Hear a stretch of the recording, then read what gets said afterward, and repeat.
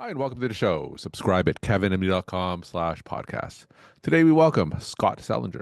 He's an internal medicine physician. Today's Kevin MD article is The Testosterone Surge. Are men chasing solutions or creating new risks? Scott, welcome to the show.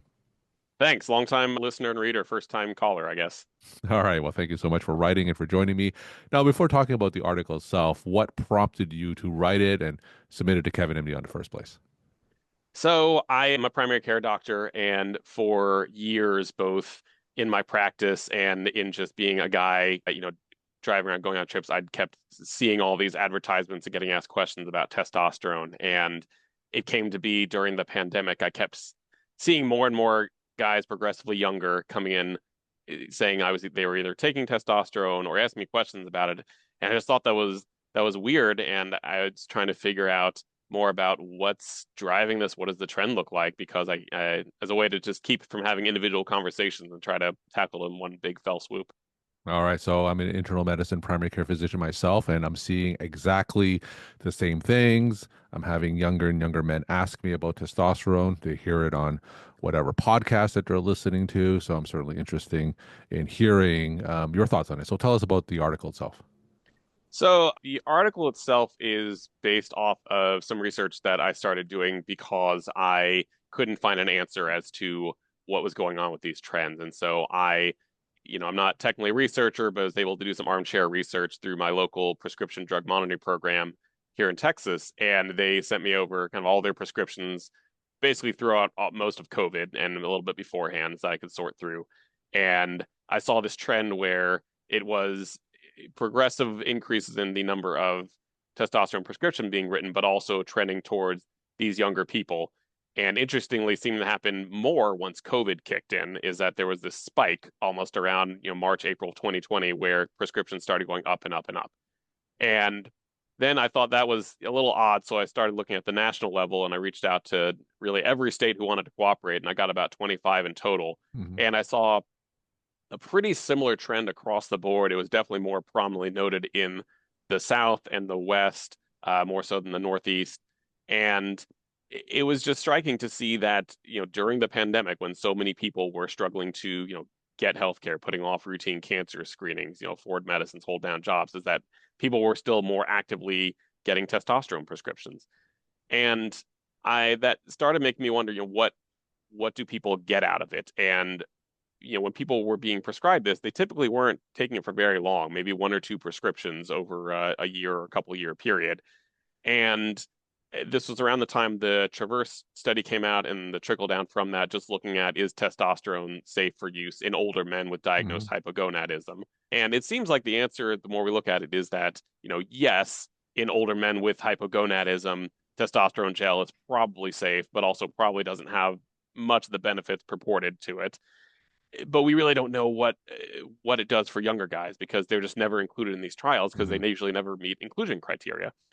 So my thought in thinking about this is, men as a group, we are bad at asking for help with things. We're bad at seeking healthcare. We do it at a much lower rate than women. But here, there was this uptick in people asking for the medicine. Mhm. And you look at what happened during COVID, people had higher rates of a lot of things, a lot of uncontrolled disease, depression, anxiety, and I started wondering maybe this is a surrogate that we feel comfortable reaching out for when we need help. And so it started raising those questions of, is that really what's going on? Are men asking just for help and feeling better? And someone swoops in and says, try testosterone. Mm. So the men who ask for testosterone in your exam room, especially the younger men, what kind of symptoms or complaints are they presenting with that makes them think that they need testosterone? I mean, it's a grab bag, and I think it's compounded by the fact that there's no great predictive symptoms that people present with for low testosterone compared to low thyroid or depression. And so the ones who come in saying, I'm feeling more fatigued, I don't really have the same sex drive, I've noticed I've been gaining weight. And I think those are the typical ones who ask about it. And it almost mirrors the people who come in asking about thyroid medicines Mhm. in the past, is that it's almost like the people who ask more about it are less likely to have it. And it's almost like getting at that question behind the question of why are you asking about this? Like what is really feeling wrong? What are your concerns? And I think if someone hadn't popped that idea into their head that it could be testosterone, it never would have crossed their mind. Probably wouldn't have crossed our minds either. So that's sort of what I was seeing. So if you have that case scenario that you described, a younger man coming up with these grab bag of symptoms, and perhaps they're interested in testosterone supplementation, what do you do next as a physician? Yeah, that's man, my understanding's really changed that throughout my career because I used to just hammer down on the no, it's probably not, it's not evidence-based. There's no real reason to do it. And now I think partly through my research, I found that, if people want testosterone, they can go somewhere and get it. And so if they're coming to me, that's really a compliment that they want my opinion and take on it. So I try to talk them through, look, like these are the kind of the chances that it is your testosterone. I'm happy to check it for you as well as a few other things, but there's also a good chance it could be due to lifestyle habits, of their social stressors, other things playing into this. So if it doesn't look like your testosterone levels are the cause, like can we talk about these other things that might be more helpful for you? And they're usually receptive to that because most people don't want to take medicine if they don't have to. Mhm. And in what scenarios would you do blood tests or diagnostic studies to measure testosterone levels?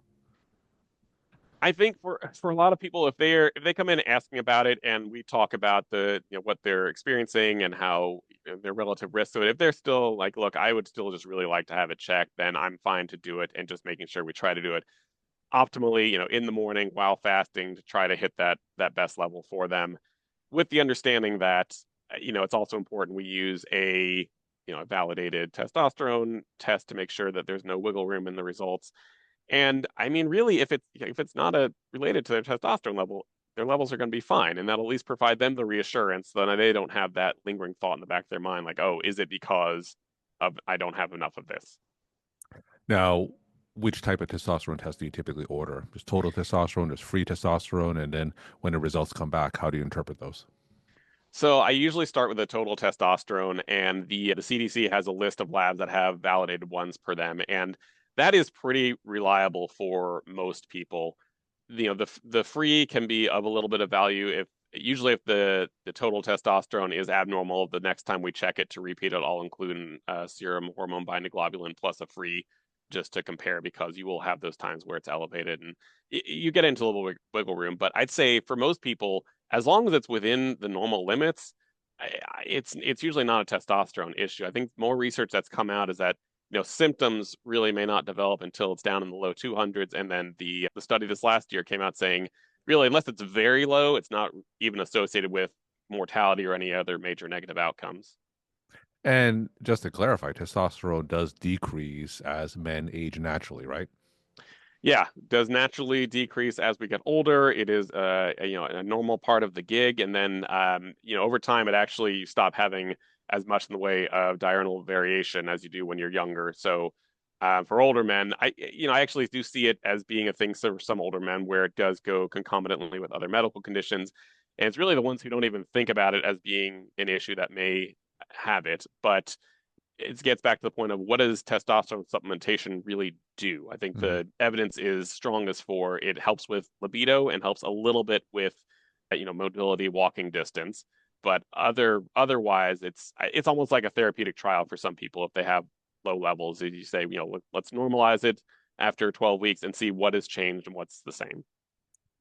How about for the younger man who comes in and you draw a testosterone level and it comes back low? So, what are some of the possible explanations why testosterone could be low in a younger man? So I think there's a lot of different reasons. There's some quasi-reversible reasons. Having obesity can tamp down your testosterone levels. Opioid use can tamp them down some. There's a lot of people with Klinefelters are undiagnosed until later on in life. That can be a cause. And I think those are some of the biggest drivers that come to mind right now. And then just knowing that if one level's low, it's important to repeat it because there is some normal variation day to day.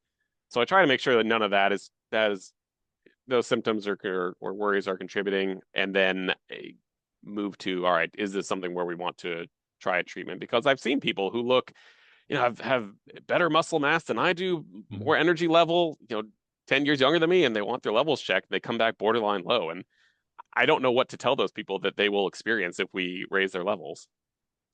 All right. So now you bring that patient back after the lab tests and you're having a conversation about the potential of testosterone supplementation. Take us into that conversation in terms of the pros and cons and in what scenarios would you treat someone, especially a younger man, with testosterone supplementation? Yeah, I mean, I try to talk with them about the things we know it does help with. Like I mentioned, it can definitely help with libido for some people. It can help a little, a little bit with muscle mass, a little bit with energy level. And then aside from that, especially for younger guys, there's not a ton extra they may experience. And that's sort of what are the pros of this? The downsides are one, it's a medicine you have to deal with on a daily or weekly basis. Two, is this a medicine you want to be on for the rest of your life? Because it's sort of like we're experiencing with really any medicine we start saying, what is Hmm. our natural endpoint for this? Three, it's especially for younger guys, have to have the talk about if you're taking this, this will basically eliminate your ability to have kids for a while. And you can regain that, but it's going to take some time coming off of it to be able to do that. And a lot of people may not have thought that part through. And I think the lesser risks are, its effect on your blood counts. If you see erythrocytosis, that may mean we may not be able to do this. We need to monitor your levels to make sure they're within range. And I think a lot of people can be successfully managed on this if they're at a steady state and seeing benefits from it and very safely. A lot of the other risks I think that have come along with it are very uncommon. You have the remote risk of blood clots. Otherwise, I think it's more just something that needs, monitoring conversation as to how people are responding to it. Any cardiovascular concerns for testosterone supplementation? That's a good question because the whole impetus of the Traverse trial was that they wanted to answer that. And they had, the overall takeaway was that no, for these older men, I think the average age was around the 60s, with diagnosed hypogonadism using a gel version of testosterone daily, there was no real difference in cardiovascular outcomes. The but in that is it really hasn't looked at injectable testosterone, Hmm. which more remote data says probably does have more of a cardiac risk because of the peaks and valleys that we experience and has never been looked at in younger men. So we don't know what the short and long-term risks of that or the additive effects are. And so I raise that as a possibility as well if we're going to talk about this being a long-term thing. Now, what about the potential increased risk of prostate cancer or even men with an elevated PSA? Yeah, so I think a PSA is always important to check at a baseline before you start this, especially in older men. I think a lot of the links to prostate cancer has been largely dissuaged from more recent studies. It probably doesn't increase your risk of prostate cancer over baseline. I think it's one of those things where if you are already at higher risk or have an elevated PSA at the start, then yes, it can cause that to flourish. But it's not a deal breaker. I think we've seen some men have more issues with urinary troubles if it causes at least a prostate enlargement. And that's, more a discussion I have with my older guys rather than any of the younger ones who come in about it. So, in terms of the treatment options, typically we do have the shots that you mentioned, as well as topical things, whether it's a patch or a gel. So, what type of considerations make you choose one over the other? I think, unfortunately, a lot of it comes down to affordability for people whose insurers may only support them getting injections. And it is more convenient if people can stick with it. I think they appreciate it more than the gel. But when you look at what gives more of a physiologic release, the gels actually do work a little bit better than that high burst and release throughout the week. And when they've looked at what do endocrinologists do more of, I think they do a lot more of the gels because they understand that. Hmm. You'll also see people getting pellets, and I think those are a little less studied as to what the long-term effects are from it. And I believe there's an oral testosterone that is coming out or just came out that I can't say too much about as another chance. But I think the dominant methods of use that I saw were mostly injectables, and then as a second, the gels. And what would be your first line? Is it purely insurance dependent, what's covered? Let's say for a younger man versus an older man, do you have a preference of treatment modality for those different age groups? I would prefer to use a gel, honestly, for both of them if it's feasible. And I think people respond well to that. It's just getting used to the rigmarole of when you put it on and just making sure it doesn't wipe off onto anything you don't want it on. You don't want it Mm-hmm. getting on other people. And if that's a non-starter, then we can switch to the injections. I've found some people have more trouble with it just because it is you need the syringes, you need the needles, you need to remember when to do it, and then you need to balance a little bit more when you check their levels between injections. So tell us for the topical version, like a gel, what dose would you start at? And from the patient standpoint, what can they expect in terms of using the gel and in terms of any effects in terms of what they can expect after starting it? Yeah, I think the typical starter dose is it's a 25-gram per pump, usually if it comes in the pump system, and it's pretty easy to rub on in the morning. Usually, I think most people will do it on their upper extremities, underneath the t-shirt line. And I think with really any sort of hormone you give people, testosterone, thyroid, estrogen, prednisone, any difference they see in the first couple days are usually going to be a brief mood change just due to that influx of hormone. After that, what I can tell them is that they may feel or see more, change in their libido and slowly over time a change in their body appearance, their muscle mass and distribution. And in terms of monitoring, do you have these patients come back after a certain period of time? Yeah, so usually what we'll do is after about 3 months, have them come back in to repeat their levels, see what they've come up to, and then also check their hemoglobin levels as a comparison before and after starting, just to make sure they haven't jumped up too high. If you've checked a PSA level at baseline, rechecking that, and then if if they're stable, some societies just say, check that once a year and just keep them on the usual routine. For other people, do it every 6 months for a year and then switch to every year, or really whenever they feel like they want to readdress, what is this medicine doing for me? And from your experience prescribing testosterone, what are some of the spectrum of outcomes that you're seeing in your own practice?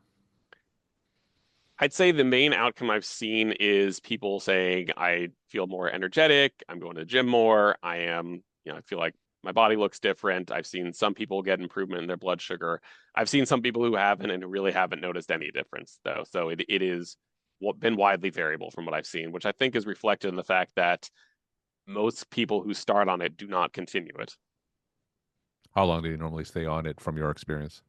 From my experience, a couple of months. Mhm. What I was seeing, we look at the dropout rates in some of these studies being 60, 70% for, a free medicine that's being given to you. I'd say that's about, 1 in 3 people get a good response from it. So let's go back to the beginning topic in terms of the larger trends, right? You see a lot of, catchwords, low T and this being marketed to younger men especially. So what does this say about the trends of testosterone therapy going forward?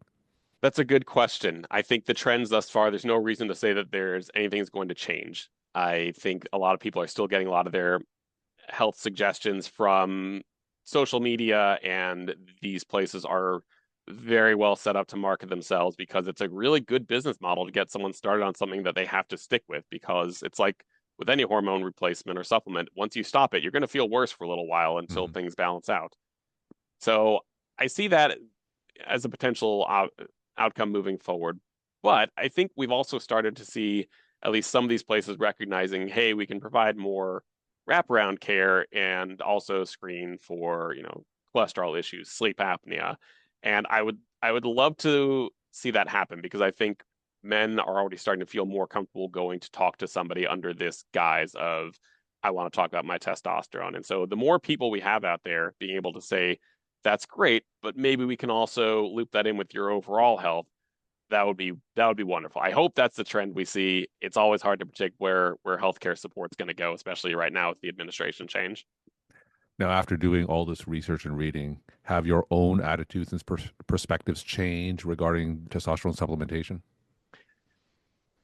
I think they have largely been supported. I will say right now, I feel more comfortable for people who actually do have low levels in counseling them and doing a trial of medicine to see what's going to happen. And I think my concerns about the some of the negative effects from it have been dissuaded or dissuaged, others have been validated.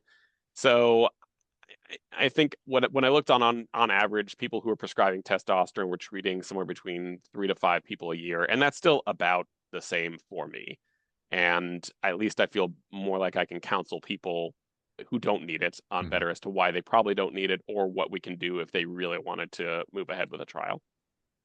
We're talking to Scott Selinger. He's an internal medicine physician. Today's KevinMD article is The Testosterone Surge. Are men chasing solutions or creating new risks? Scott, let's end with some take home messages. Do you want to leave with the KevinMD audience? I think my biggest take home is that when a man comes in asking about testosterone, really anyone comes in asking about anything in specific, you always have to get to the question behind the question before you just address that. So if someone says, I think I need more testosterone, I got to ask, why do you think that? Hmm. Because they may have been sold this idea like this is the thing that will make me better and just cut out the middleman of saying what's actually causing the problem. So I think we have a huge amount of unaddressed mental health issues in men that can be driving this, dietary lifestyle things that can be helpful. And I think we as men feel more comfortable asking about testosterone than we do talking about our feelings and concerns about those and changing our lifestyle habits. So as a primary care doctor, I know typically I think men ask a lot less questions just on general, and I've taken that for granted in the past. But I think it's important for all of us to realize when a guy is being quiet or not asking the usual questions or saying what's going on in his life. Those are times to delve in and say, what else can we be doing here? Because these are the people who are reaching out later saying something feels wrong, and I think I need this to fix it. Scott, thank you so much for sharing your perspective and insight. And thanks again for coming on the show.